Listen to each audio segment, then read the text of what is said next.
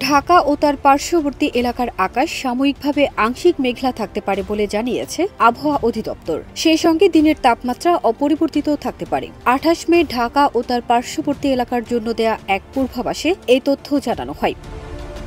ওয়ালটন আবারও মিলিনিয়ার অফারে ওয়ালটন ফ্রিজ কিনে আপনিও হয়ে যেতে পারেন মিলিয়নিয়ার।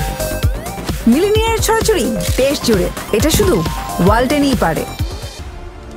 পূর্বাভাসে বলা হয়, ঢাকার আকাশ সাময়িকভাবে আংশিক মেঘলা থাকতে পারে। দিনের তাপমাত্রা অপরিবর্তিত থাকতে পারে। এদিন ২৪ ঘন্টায় বৃষ্টির সম্ভাবনা নেই।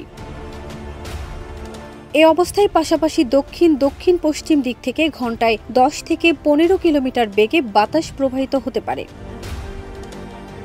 এদিকে সকাল ৬টায় ঢাকার তাপমাত্রা রেকর্ড করা হয়েছে ২৮.৫ ডিগ্রি সেলসিয়াস। এ সময় বাতাসের আর্দ্রতার পরিমাণ ছিল ৮১%। গতকালের সর্বোচ্চ তাপমাত্রা ছিল ৩৫.৬ ডিগ্রি সেলসিয়াস। এদিন সারা দেশের পূর্বাভাসে বলা হয়েছে, ময়মনসিংহ, ঢাকা, খুলনা, বরিশাল, চট্টগ্রাম ও সিলেট বিভাগের অধিকাংশ জায়গায় এবং রংপুর ও রাজশাহী বিভাগের কিছু কিছু জায়গায় অস্থায়ীভাবে দমকা হাওয়া সহ হালকা থেকে মাঝারি ধরনের বৃষ্টি হতে পারে। সেই সঙ্গে খুলনা, বরিশাল এবং চট্টগ্রাম বিভাগের কোথাও কোথাও মাঝারি থেকে অতি ভারী বর্ষণ হতে পারে। সারা দেশে দিন এবং রাতের তাপমাত্রা সামান্য হ্রাস পেতে পারে। ফারজানা নিকিতা, দেশ রূপান্তর।